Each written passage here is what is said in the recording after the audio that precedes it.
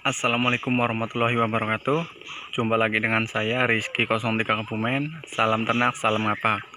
Pada kesempatan sore kali ini saya mau sharing tentang cara menanggulangi masalah-masalah entok atau cara menanggulangi penyakit-penyakit entok. Soalnya saya mau membuat video ini karena banyak postingan di forum-forum entok, banyak yang entok saya ada 30 ekor itu mati semua, ada yang 10 ekor mati semua gitu. Jadi saya berinisiatif membuat video ini teman. Tapi sebelum itu mohon untuk teman-teman yang belum subscribe, tolong subscribe dulu dan pencet tombol loncengnya agar teman-teman bisa membantu saya membangun channel ini, agar kita juga bisa sharing-sharing tentang dunia entok. Nah, ini entok-entok saya lagi saya kasih cemilan, belum saya kasih makan.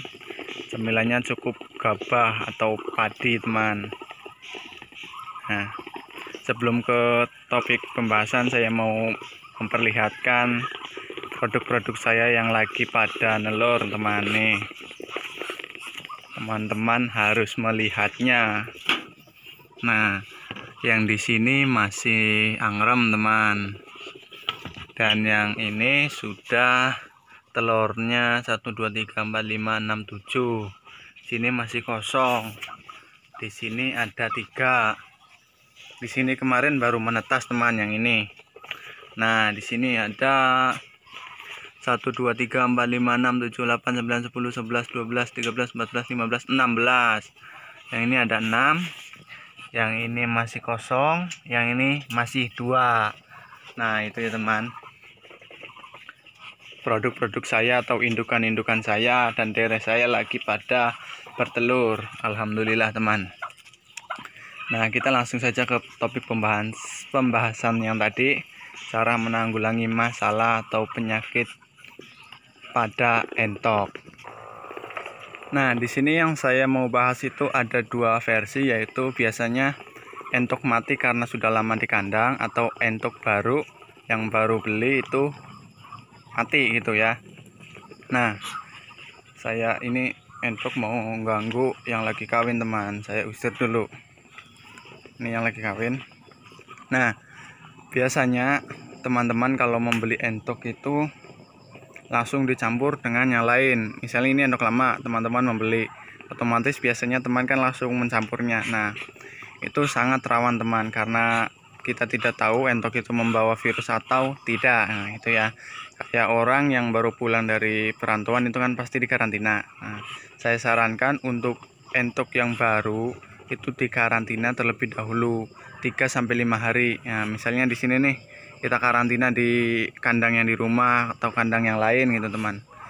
Misalnya 3-5 hari masih sudah terlihat sehat atau masih terlihat sehat, teman-teman bisa mencampurkan dengan yang lain. Nah, untuk yang entok baru ya penanggulangannya. Nah, untuk entok yang lama, teman-teman tidak membeli entok lama kok tiba-tiba ada yang mati, banyak yang mati gitu. Nah, saran saya nih, tiap minggu kandang teman-teman itu disemprot dengan Baiklin teman, atau Pixel bisa, Baiklin bisa. Yang penting cairan-cairan pembersih yang cairannya sangat kuat teman. Nah, biasanya saya itu memakai Pixel, jadi teman-teman bisa mencampurkan Pixel dengan air putih. Biasanya kalau kandangnya besar, teman-teman bisa menyemprotkannya dengan tangki yang digunakan petani untuk menyemprot padi. Nah, yang seperti ini teman. Nah, tapi karena kandang saya kecil seperti ini, saya hanya memakai ini teman. Nah, saya hanya memakai ini untuk menyemprotkan. Jadi teman-teman bisa menyemprotkan ke seluruh penjuru kandang. Nah, termasuk misalnya ada pohon seperti ini, teman-teman bisa menyemprotkan ke pohonnya teman. Nah, itu untuk penanggulangannya ya. Dan usahakan juga teman-teman kandang itu jangan sampai becek. Nih teman, jadi ini tempat minum saya. Tidak ada kolam renangnya, cukup 2 tempat untuk minum teman. Nah untuk minum juga tiap hari saya ganti ini, jadi saya pagi ngasih makan dan langsung mengganti air. Nanti sorenya saya ganti lagi. Kenapa nih? Karena entok itu kotor teman. Ini tadi siang airnya ya sudah seperti ini, teman-teman bisa lihat nih. Nah tadi siang saja sudah seperti ini teman. Karena itu teman-teman wajib menggantinya. Nah kalau cara itu masih saja belum menanggulangi entok-entok teman-teman yang sakit, atau misalnya entok-entok teman-teman sudah terlanjur sakit sebelum melakukan kedua cara itu, nah teman-teman bisa memisahkan entok yang sakit. Misalnya entok teman-teman itu 20 ekor, misalnya 20 ekor ya. Nah itu 50, tidak 50% lah, misalnya 10 atau 7 itu ada yang sakit. Nah itu karantina yang sakit teman. Yang 7 di karantina, yang sehat 13 itu biarkan di kandang. Nah setelah itu teman-teman rawat yang sakit itu. Misalnya sakit mata biru, teman-teman bisa mengobatinya dengan tetap memberi makannya. Seperti yang kemarin saya bilang, kalau entok sakit itu asupan makan harus tetap terjaga. Karena entok sakit, kalau tidak ada asupan makannya itu akan memperburuk keadaan dia teman.